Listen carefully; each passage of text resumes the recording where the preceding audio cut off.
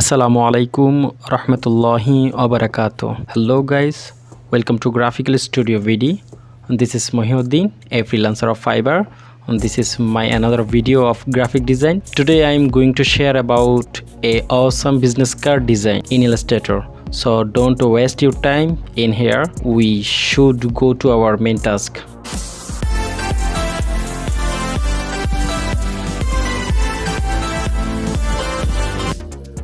First of all, I have to open my Illustrator from my PC.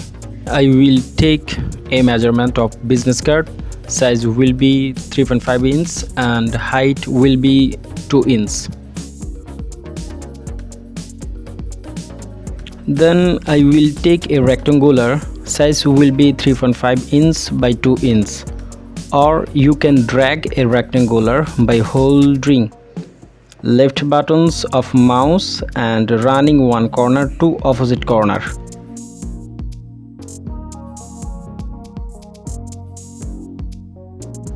Then you can take a color from color panels. For changing any color, you have to double click on fill or stroke panel. Then you can pick up a color. Then I will go to my recent file from file menu.